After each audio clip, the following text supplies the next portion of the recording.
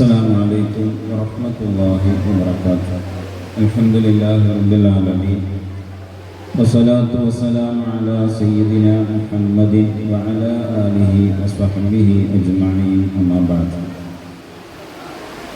വേദിയിലിരിക്കുന്ന സാദാത്യങ്ങൾ, പണ്ഡിതന്മാർ, രക്ഷിതാക്കൾ, കരളിൻ്റെ കഷ്ണങ്ങളായ മക്കൾ, അല്ലാഹു സുബ്ഹാനഹു വ തആല നമ്മുടെ ഈ ഒരുമിച്ച് കൂടൽ സ്വാലിഹായ അമലായി നമ്മിൽ നിന്ന് സ്വീകരിക്കട്ടെ.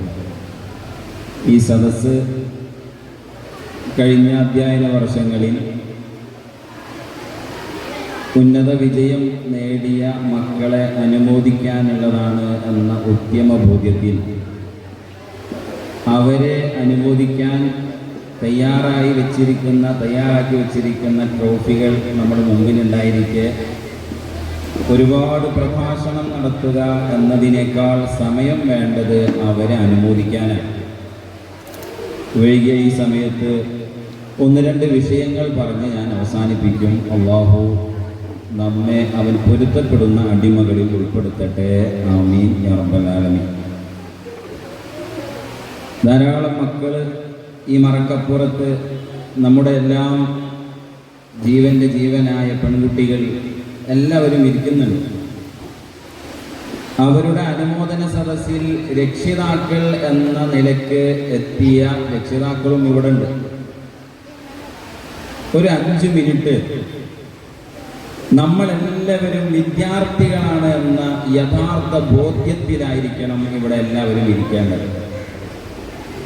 എൻ്റെ മോനിക്ക് സമ്മാനം കിട്ടും, എൻ്റെ മോനിക്ക് അനുമോദനം കിട്ടുമെന്ന കാരണം കൊണ്ട് വന്ന ഒരു രക്ഷിതാവാണ് ഞാൻ എന്ന ആ തലത്തിൽ നിന്ന് മാറി ഞാൻ ഒരു വിദ്യാർത്ഥിയാണ് എന്ന, ഞാൻ ഒരു പണ്ഡിതൻ, പഠിച്ചുകൊണ്ടിരിക്കേണ്ടുന്ന, വിവരം കൈവരിക്കേണ്ടുന്ന ഒരാളാണ് ഇപ്പോഴും എന്ന ബോധ്യത്തിലായിരിക്കണം നമ്മൾ ഓരോരുത്തരും ഇരിക്കേണ്ടത്. ഹബീബ് മുഹമ്മദ് റസൂലുള്ളാഹി സ്വല്ലല്ലാഹു അലൈഹി വസല്ലം, എൻ്റെ മുന്നിലിരിക്കുന്ന ചെറിയ മക്കളോട് ഇടയ്ക്ക് ചിലപ്പോൾ ഞാൻ ചോദിക്കും എന്തെങ്കിലുമൊക്കെ. അപ്പോൾ ആ ചോദ്യത്തിന് കൃത്യമായി മറുപടി പറയാൻ എന്ന നിലക്കായിരിക്കണം നമ്മൾ ഇരിക്കുന്നത്. നബി സല്ലല്ലാഹു അലൈഹി വസല്ലം തങ്ങളുടെ കാലത്തുണ്ടായിരുന്ന സ്വഹാബാക്കൾ അവരെ വിളിച്ചിരുന്ന ഒരു പേര്, ഒരു വിഭാഗത്തെ വിളിച്ചിരുന്ന പേര് അഹ്ലുസുഫ എന്നായിരുന്നു. അഹ്ലുസുഫ എന്ന് പറഞ്ഞാൽ ഇന്നത്തെ പള്ളി ദർസുകളിൽ, സ്ഥാപനങ്ങളിൽ പഠിച്ചുകൊണ്ടിരിക്കുന്ന, മദ്രസകളിലൊക്കെ പഠിച്ചുകൊണ്ടിരിക്കുന്ന, ഇൽമ് പഠിക്കുന്നവർ എന്ന അർത്ഥത്തിലാണ് അഹ്ലുസുഫ എന്ന പേരിൽ അവരെ അറിയപ്പെട്ടിരുന്നത്.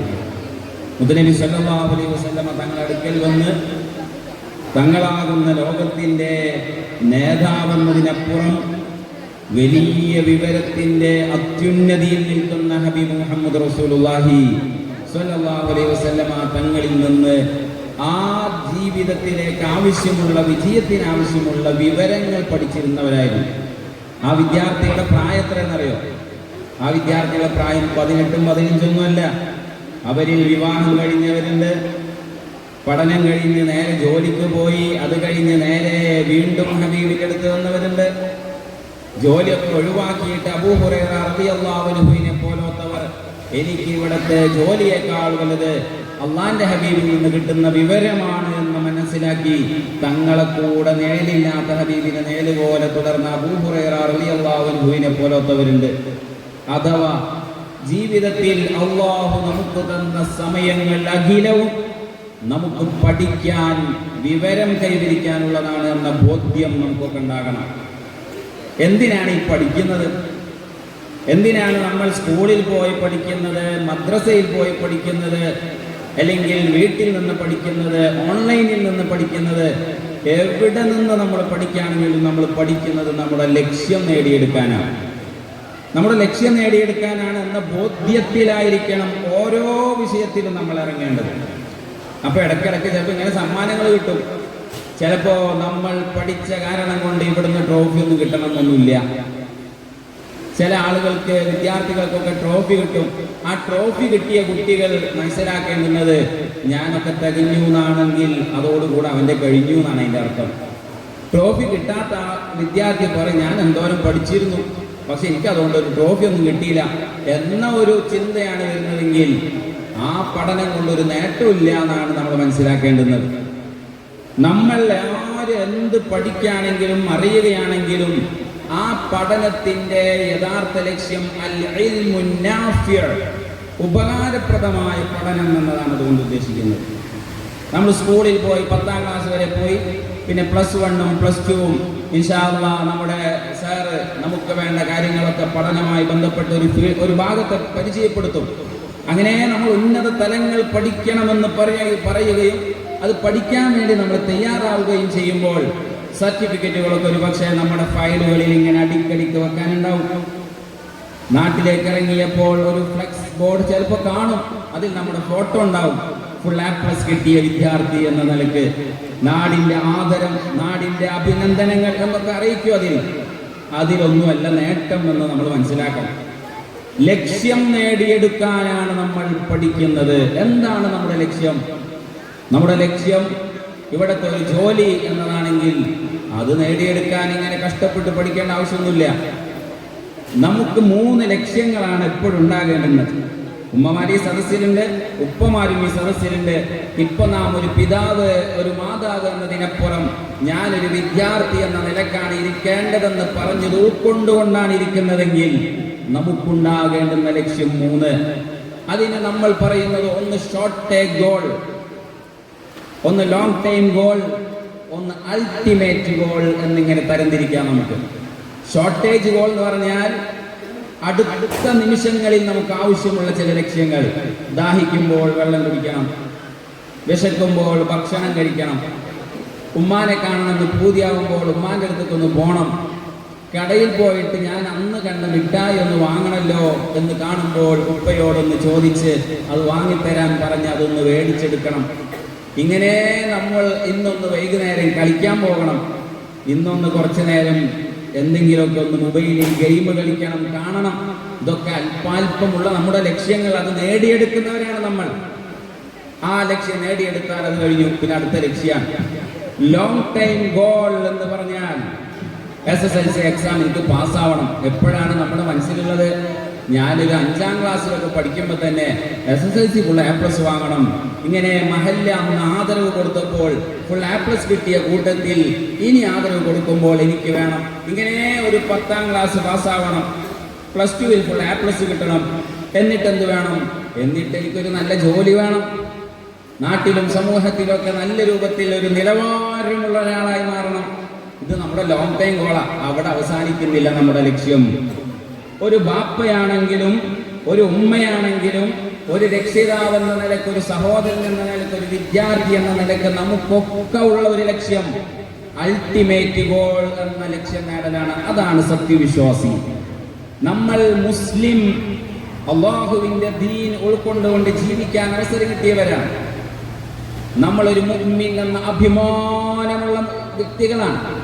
ഈ ലോകത്ത് വെച്ച് ഏറ്റവും നല്ല അഭിമാനമുള്ളവർ സത്യവിശ്വാസി. അല്ലാഹുവിനെ ഉൾക്കൊള്ളാനുള്ള പാകത്തിൽ നമുക്ക് ഇവിടെ ജീവിക്കാൻ പറ്റി എന്നുള്ളതാണ്. അല്ലാഹുവിനെ ഉൾക്കൊള്ളാൻ, അല്ലാഹുവിനെ വിശ്വസിക്കാൻ ഈ ഭൂമിയും ആകാശവും ഇതിലുള്ള അഖിലവും പടച്ചു പരിപാലിക്കുന്ന ഒരു ഇലാഹുണ്ട്. ആ ഇലാഹിൽ വിശ്വസിക്കുന്നവരാണ് ഞാൻ എന്ന് വിശ്വസിക്കുന്ന നമ്മൾ. അത് നമുക്ക് പരിചയപ്പെടുത്തി തന്ന ഹബീബ് മുഹമ്മദ് റസൂലുള്ളാഹി സ്വല്ലല്ലാഹു അലൈഹി വസല്ലമ തങ്ങളെ ഉൾക്കൊണ്ടുകൊണ്ട് വിശ്വസിച്ച് പ്രവാചകനാണെന്ന ബോധ്യത്തിൽ അവരെ സ്നേഹിക്കുന്ന നമ്മൾ, നമ്മുടെ ലക്ഷ്യം ഇവിടെ SSLC മാത്രമല്ല.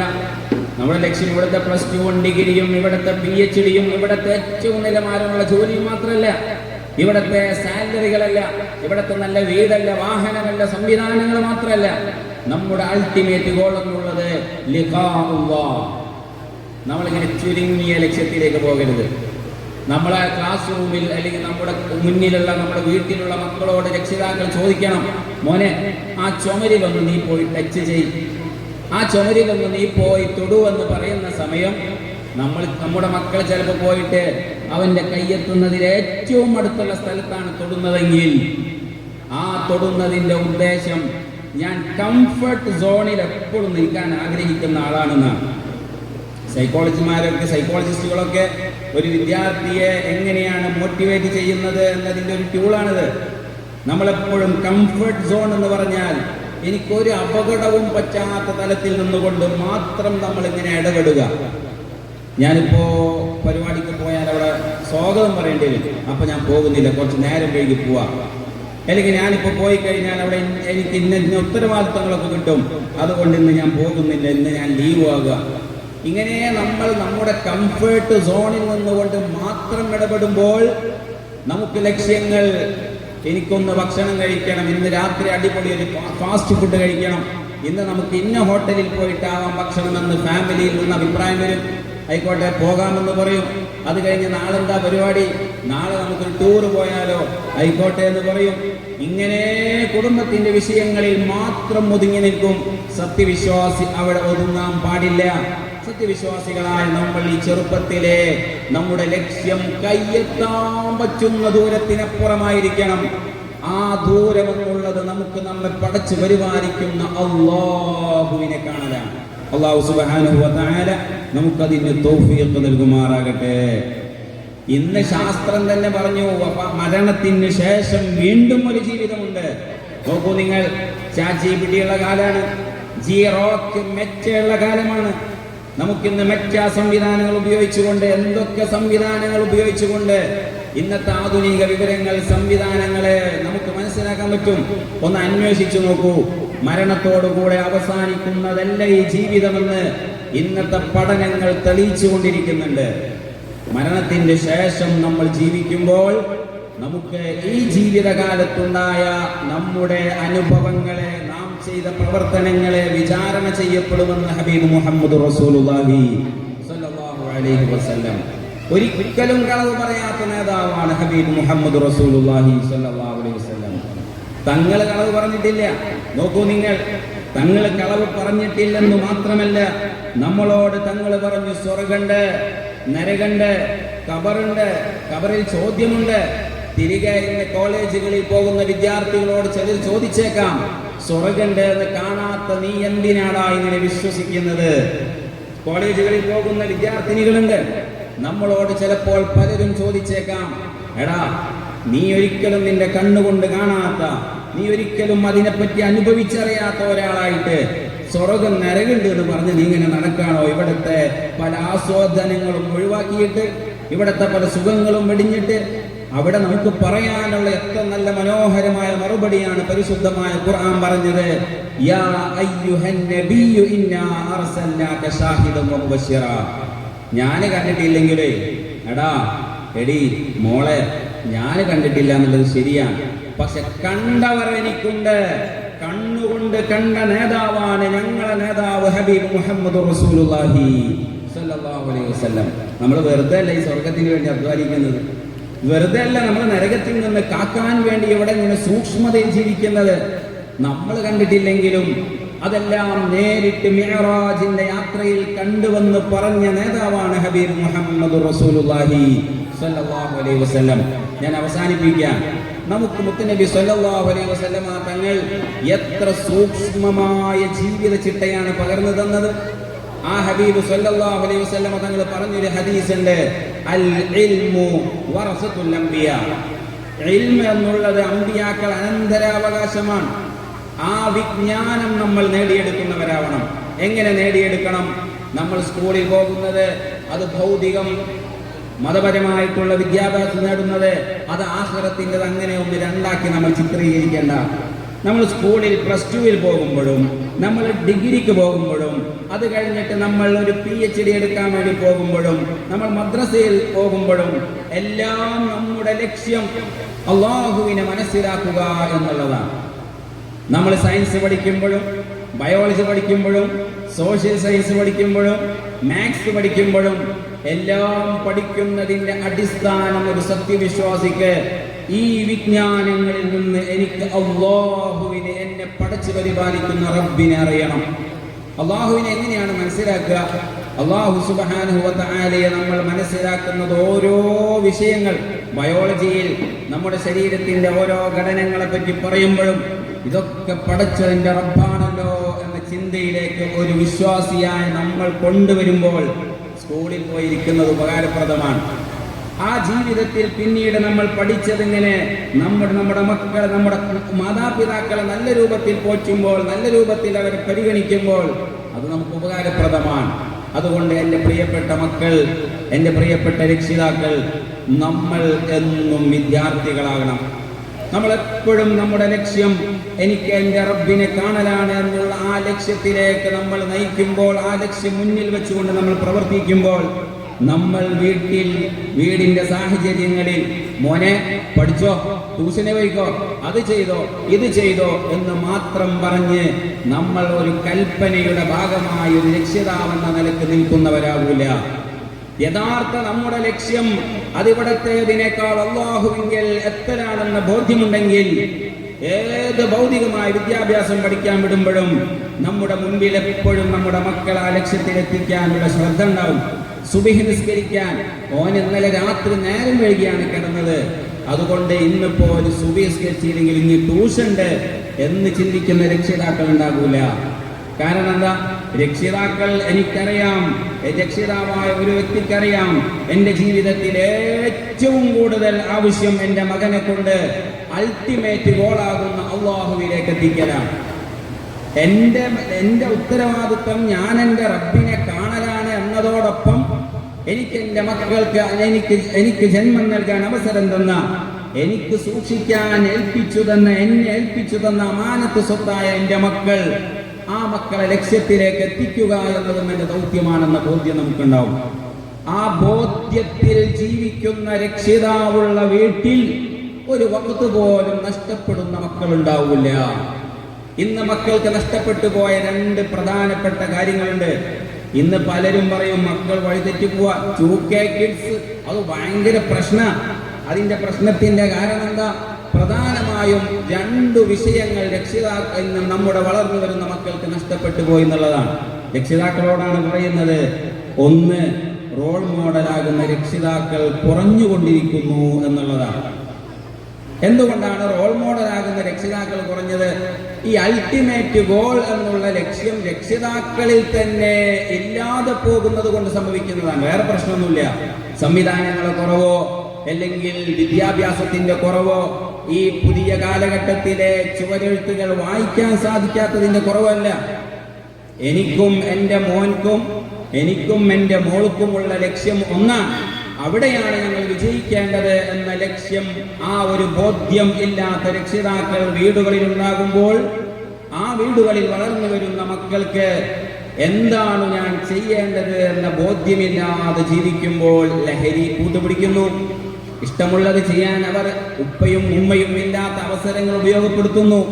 പിന്നീട് അതിൽ ഏറ്റവും നല്ല താല്പര്യത്തിന്റെ വിധേയ വഴിയിലേക്ക് തിരിയുമ്പോൾ അതിന് തടസ്സമാകുന്ന സ്വന്തം പെറ്റുമ്മയെപ്പോലും ഇല്ലാതെയാക്കാൻ മടിയില്ലാത്ത ഒരു സമൂഹം വളർന്നു വരുന്നു. അള്ളാഹു നമ്മുടെ മക്കളെ കാക്കുമാറാകട്ടെ. എന്തുകൊണ്ടാണത്? രണ്ടുപേർക്കുള്ള ഒരേ ഒരു ലക്ഷ്യമാണ് എന്നുള്ള ബോധ്യം ആ കുടുംബത്തിൽ ഇല്ലാതെ പോകുന്നു. ഉപ്പയും ഉമ്മയും തൻ്റെ +2 പഠിക്കുന്ന, SSLC പഠിക്കുന്ന, 5ലും 4ലും പഠിക്കുന്ന മക്കളെ ഒക്കെ ഒന്ന് ഒരുമിച്ച് കൂട്ടിയിട്ട്, മോനെ എത്രാം ക്ലാസ്സിലാ? ഞാൻ 4ാം ക്ലാസ്സിലാ, 5ാം ക്ലാസ്സിലാ, 10ലാണ്. മോനെ, ബാപ്പയും എന്നെ പോലത്തെ വിദ്യാർത്ഥിയാ, ഉമ്മയും അതുപോലെ ലക്ഷ്യം നേടാനുള്ള വിദ്യാർത്ഥിയാ. നമ്മുടെ എല്ലാവരുടെ ലക്ഷ്യം ഒന്നാണ്. ആ ലക്ഷ്യം എന്നുള്ളത് അല്ലാഹുവിനെ കാണുക എന്നുള്ള ലക്ഷ്യമാണ്. എൻ്റെ ബാപ്പച്ചിക്ക് വേറെ ലക്ഷ്യങ്ങളൊക്കെ ഉണ്ടായിരുന്നു. നല്ല ഒരു കുടുംബം പോറ്റണം, നല്ല ജോലി വേണം. എൻ്റെ കാലഘട്ടത്തിലുള്ള സംവിധാനങ്ങൾ വെച്ച് ഞാൻ 3ാം ക്ലാസ് വരെ പഠിച്ചെങ്കിലും ആ പഠനത്തിന്റെ വിവരം കൊണ്ട് ഞാൻ നല്ല ജോലി നേടിയിട്ടുണ്ട്. ഞാൻ അന്നത്തെ കാലത്ത് ആവശ്യമുള്ള കാര്യങ്ങളൊക്കെ നേടിയെടുത്തിട്ടുണ്ട്. എൻ്റെ കയ്യിൽ നിന്ന് ധാരാളം വിവരമുണ്ട്, സാഹചര്യത്തെ പറ്റിയിട്ടുള്ള അറിവുണ്ട്. മോനെ, ഇന്നത്തെ പുതിയ ടെക്നോളജിയിൽ നിനക്ക് നല്ല മൊബൈലിനെ പറ്റി വിവരം വേണം, ഇന്നത്തെ AI സംവിധാനങ്ങളെ പറ്റി വിവരം വേണം. നിനക്ക് ഇന്ന് എത്തിപ്പെടാൻ പറ്റുന്ന ഏറ്റവും നല്ല വിദ്യാഭ്യാസം നീ കൈവരിക്കണം. അത് അന്ന് ഞാൻ നേടിയെടുത്തതിൽ ഇന്നത്തെ കാലത്തിനോട് യോജിച്ച വിവരങ്ങളൊക്കെ മോനും നേടിയെടുക്കണം. പക്ഷേ ആ നേടിയെടുക്കാൻ പോകുന്ന വിവരങ്ങളിൽ ഒന്നുപോലും നമ്മുടെ യഥാർത്ഥ ലക്ഷ്യമാകുന്ന അല്ലാഹുവിനെ കാണുക എന്ന ലക്ഷ്യത്തിലെത്താൻ തടസ്സമാകരുത്. ഈ പോയിന്റിൽ നിന്നാണ് നമ്മൾ ജീവിതം ചിട്ടപ്പെടുത്തേണ്ടത്. കൂലിപ്പണിക്കാരനായ രക്ഷിതാക്കൾ ഉണ്ടാവും, വീട്ടിലൊന്നും എങ്ങോട്ടും പോകാൻ പറ്റാതെ ഇറങ്ങാൻ ഒന്നും അവസരം കിട്ടാതെ ഇങ്ങനെ വീട്ടിലെ കുടുംബിനിയായി ജീവിക്കുന്ന ഉമ്മ ഈ കൂട്ടത്തിലുണ്ടാവും. ചിലപ്പോൾ ബ്ലോഗർമാരായിട്ടുള്ള മക്കളുണ്ടാവും. ഇന്നലകളിൽ നല്ല നിസ്കാരക്കുപ്പായത്തിലും നല്ല ഇബാദത്തിലുമായി ജീവിച്ചിരുന്ന ഒരു ഉമ്മുമ്മ നമ്മുടെ വീട്ടിലുണ്ട്. നമ്മുടെ മക്കൾ +2 ഡിഗ്രിയൊക്കെ ആയിട്ട് അവരിങ്ങനെ അവരുടേതായ ഭാഗങ്ങളൊക്കെ ഇങ്ങനെ കീഴ്പ്പെടുത്തി പോകുന്ന സമയം അൾട്ടിമേറ്റ് ഗോളിനെ നഷ്ടപ്പെടുത്തുന്ന ഒരു വഴിയിലേക്കാണ് എൻ്റെ മകൾ സഞ്ചരിച്ചു കൊണ്ടിരിക്കുന്നതെന്ന് ബോധ്യമുണ്ടെങ്കിൽ അവിടെ നമുക്ക് അവരെ ബോധ്യപ്പെടുത്തേണ്ടതുപോലെ ബോധ്യപ്പെടുത്താൻ സാധിക്കണം. എൻ്റെ കരളിന്റെ കഷ്ണങ്ങളായ മക്കളോട് പറയട്ടെ, പരിശുദ്ധമായ ഇസ്ലാം ഒരിക്കലും നമ്മൾ വിദ്യാഭ്യാസം നേടുന്നതിന് എതിരല്ല. AI സംവിധാനങ്ങൾ പഠിക്കുന്നതിന് പ്രോത്സാഹനം നൽകുന്ന ദീൻ മതം അത് പരിശുദ്ധമായ ഇസ്ലാമാണ്. +2 ഡിഗ്രിയും PhDയും കോളേജുകളിൽ റെഗുലറായി പോയി പഠിക്കാനുള്ള സംവിധാനങ്ങളും എല്ലാം പരിശുദ്ധമായ ഇസ്ലാം നമുക്ക് വകവെച്ച് നൽകുന്നുണ്ട്. ഞാനൊരു വരണ്ട ദീനിന്റെ അനുയായിയായി പോയല്ലോ എന്ന് ഒരിക്കലും ഒരാൾ ഇസ്ലാമിനെ പറ്റി മനസ്സിലാക്കരുത്. സുന്ദരമായ ദീനിന്റെ മക്കളാണ് നമ്മൾ. പരിശുദ്ധമായ ദീനിന്റെ മനോഹാരിത മനസ്സിലാക്കി വെസ്റ്റേൺ കൺട്രികളിൽ ദിവസവും ഇസ്ലാമിലേക്ക് കടന്നു വരുന്നവരുടെ എണ്ണം കൂടിക്കൊണ്ടിരിക്കുന്നുവെന്ന് പുതിയ പഠനം. ഒന്ന് കരുതി നോക്കൂ നിങ്ങൾ. നിരന്തരം ഇസ്ലാമിലേക്ക് കടന്നു വന്നുകൊണ്ടിരിക്കുന്നു. പക്ഷേ നമ്മൾ പഠിക്കുന്ന ഓരോ വിദ്യാഭ്യാസവും അത് അൽ ഇൽമുൻ നാഫി ആകണം. ഞാൻ അവസാനിപ്പിക്കാം. ഇൽമുൻ നാഫി എന്ന് പറഞ്ഞാൽ മദ്രസയിൽ നമ്മൾ +2 വരെ പോയോ, 5 വരെ പോയോ, 8 വരെ പോയോ എന്നതിലല്ല കാര്യം. ഞാൻ പഠിച്ചത് എൻ്റെ ജീവിതത്തിലുണ്ടോ എന്നതിലാണ് കാര്യം. ഞാൻ 5 വഖ്ത് ഫർദ് നിസ്കാരം നിർവഹിക്കണമെന്ന് പഠിച്ചു. ഇനി അത് നിസ്കരിക്കൂ എന്ന് നിരന്തരം എന്നെ ഇങ്ങനെ ബോധ്യപ്പെടുത്താൻ ഒരാളും വേണ്ട എന്ന തിരിച്ചറിവിലേക്ക് നമ്മൾ വരണം. നമ്മൾ ആരും എന്നെ ഇനി ബോധ്യപ്പെടുത്താതെ തന്നെ അല്ലാഹു സുബ്ഹാനഹു വ തആല ഇഷ്ടപ്പെടുന്നിടത്താണ് എന്നെ കാണേണ്ടതെന്ന ബോധ്യത്തിൽ നമ്മൾ വരണം. നമ്മുടെ മക്കൾക്ക് നഷ്ടമായി പോയ 2 കാര്യങ്ങളിൽ ഒന്ന് നാം പറഞ്ഞു മാതൃകയുള്ള മാതാപിതാക്കളാണ് എന്ന് പറഞ്ഞതിൽ നല്ല മാതൃകയുള്ള മാതാപിതാക്കളാകണം. നമ്മൾ കല്യാണത്തിന് ദൂര ഇടങ്ങളിലേക്ക് പോകും, മക്കളുമായിട്ട് നല്ല ടൂർ പോകണം. അല്ലാഹു പൊരുത്തപ്പെടുന്നിടത്തേക്ക് നമ്മൾ ഒരു വർഷത്തിൽ നല്ല സമയം നോക്കിയിട്ട് നമ്മൾ അവർക്ക് വേണ്ടി ചെലവഴിക്കണം. ആ ദൂരങ്ങളിലേക്ക്, കല്യാണങ്ങളിലേക്ക്, അകന്ന കുടുംബങ്ങളിലേക്ക് യാത്ര പോകുമ്പോൾ ഒരു വഖ്ത് പോലും ഖളാ ആക്കാതെ നിസ്കരിക്കുന്നവർ വേണം. ഞാൻ മലപ്പുറത്താണ് സേവനം ചെയ്യുന്നത്. ഇന്നലെ എൻ്റെ ഉസ്താദിന്റെ അടുക്കൽ ഇരിക്കുന്ന സമയം അജ്മീറിലേക്ക് പോയി മടങ്ങി വന്ന കഥ ഉസ്താദ് ഇങ്ങനെ പറഞ്ഞപ്പോൾ ഉസ്താദിന്റെ കൂടെ മലപ്പുറത്ത് ഏറ്റവും വലിയൊരു പ്രമാണി, വലിയ സമ്പത്തുണ്ട്, സംവിധാനങ്ങളുണ്ട്, അദ്ദേഹത്തിന്റെ ഭൂസ്വത്ത് വളരെ അധികമാണ്. അദ്ദേഹത്തിനെ പറ്റിയിട്ട് ഇങ്ങനെ പറഞ്ഞു, അദ്ദേഹത്തിന്റെ മക്കൾ 4 ആളുകൾ, അനുജന്റെയും അദ്ദേഹത്തിന്റെയും മക്കൾ പഠിച്ചുകൊണ്ടിരിക്കുന്ന മക്കളുമായിട്ടാണ് അജ്മീറിലേക്ക് പോകുന്നത്. അറഫ നോമ്പിലാണ് റിട്ടേൺ വരുന്നത്. 2 ഫ്ലൈറ്റുകൾ മാറിക്കയറാനുണ്ട്, വാഹനത്തിൽ ദൂരെ യാത്ര ചെയ്യാനുണ്ട്. പക്ഷേ അദ്ദേഹവും അദ്ദേഹത്തിന്റെ മക്കളും അറഫ സുന്നത്ത് നോമ്പെടുത്തിട്ടാണ് ഇങ്ങോട്ട് വന്നതെന്നും വഴിയിൽ വെച്ചിട്ട് വാഹനം ഇറങ്ങി ഒരു ഹോട്ടലിൽ നിന്ന് ഭക്ഷണം കഴിച്ചിട്ടാണ് നോമ്പ് തുറപ്പിച്ചതെന്നും ഇത് പറഞ്ഞു നിർത്തിയിട്ട് ഉസ്താദ് പറയാണ്, ഇതാണ് ഒരു രക്ഷിതാവ്. വിദ്യാഭ്യാസം, സാമ്പത്തികം, സംവിധാനങ്ങൾ എമ്പാടുമുള്ള കുടുംബമാണ്. ആ കുടുംബത്തിന്റെ നാഥൻ വളർത്തിക്കൊണ്ടുവരുന്ന മക്കളെ കാണിക്കുന്ന എത്ര സൂക്ഷ്മമായ തരമാണ് എന്ന് അടയാളപ്പെടുത്തി നോക്കൂ. ഒരു ചെറിയ യാത്ര പോകുമ്പോൾ പാപ്പന്നെ പറയും ഇന്ന് നിസ്കരിക്കണ്ട, അല്ലെങ്കിൽ ഉമ്മ തന്നെ പറയും ഇപ്പൊ ഇനി നിർത്തിക്കഴിഞ്ഞാൽ പരിപാടി ഒന്നും നടക്കൂല എന്നതാണെങ്കിൽ നമ്മുടെ മക്കൾ അതിൽ നിന്ന് പഠിക്കുന്നത് എന്താണ് എന്നൊന്ന് ചിന്തിക്കുക. അതുകൊണ്ട് പ്രിയപ്പെട്ട രക്ഷിതാക്കൾ, പ്രിയപ്പെട്ട മക്കൾ, നമ്മെ ഇങ്ങനെ നിരന്തരം ഉപദേശിക്കാൻ ഒരാളെ കാത്തു നിൽക്കരുത്. നമ്മൾ സ്കൂളിൽ പോകുമ്പോൾ മോനെ നീ അങ്ങനെ ചെയ്യരുത്, നീ ലഹരി ഉപയോഗിക്കരുത്, നീ അങ്ങനെ കാണിക്കരുത്, ഇങ്ങനെ കാണിക്കരുത് എന്നിങ്ങനെ നിരന്തരം ഉപദേശകനെ തേടിക്കൊണ്ടിരിക്കരുത്. നമുക്ക് ഉപദേശകനായിട്ടുള്ളത് നമ്മുടെ ജീവിതം അല്ലാഹു പൊരുത്തപ്പെടുന്ന വഴിയിലാകണം എന്നുള്ള ഒരൊറ്റ ചിന്തയാകണം. അതിന് അല്ലാഹു സുബ്ഹാനഹു വ തആല തൗഫീഖ് നൽകട്ടെ. രണ്ടാമത്, നമ്മുടെ മക്കൾക്ക് നഷ്ടപ്പെട്ടുകൊണ്ടിരിക്കുന്നത് ഒരു നല്ല കൂട്ടുകാരനെയാണ്. നമ്മുടെ മക്കളുടെ കൂട്ടുകാരികളുടെ കൂട്ടുകാരെ നമ്മൾ വീട്ടിലേക്ക് വിരുന്ന് വിളിക്കണം. രക്ഷിതാക്കളെ, നിങ്ങളൊരു നല്ല ദിവസം മോനെ മോളെ നിങ്ങളെ കൂട്ടുകാരിയൊക്കെ ഒന്ന് വിരുന്ന് വിളിക്കാമെന്ന നിലയ്ക്ക് അവർ വിരുന്ന് വിളിച്ച് നമ്മുടെ രക്ഷിതാക്കൾ ആ കൂട്ടുകാരെ പരിഗണിക്കണം. അള്ളാഹുവിന്റെ ദീൻ പൊരുത്തപ്പെടുന്ന ആനുകൂല്യങ്ങൾ നമ്മുടെ മക്കൾക്ക് നമ്മൾ പകർന്നു കൊടുക്കണം. അല്പമൊക്കെ മൊബൈൽ നോക്കുമ്പോത്തിനും മൊബൈൽ എടുത്തു വെക്കടാ എന്ന് പറയുന്ന തലത്തിൽ നിന്ന് നമ്മൾ മാറണം. മൊബൈലിലെ പുതിയ സംവിധാനങ്ങളും സൗകര്യങ്ങളും നമ്മുടെ മക്കൾക്ക് എങ്ങനെ ഉപയോഗപ്പെടുത്താമെന്നതായിരിക്കണം നമ്മൾ ചിന്തിക്കേണ്ടുന്നത്. ഇന്റെ മോൻ അവനെ കണ്ട് പഠിക്കുക എന്ന തലത്തിലേക്ക് നമ്മൾ പോയാൽ നമ്മൾ നമ്മുടെ മക്കളെ വളർത്തുകയല്ല, നമ്മുടെ മക്കളെ നമ്മൾ തളർത്തുകയാണ് ചെയ്യുന്നത് എന്നത് മനസ്സിലാക്കണം.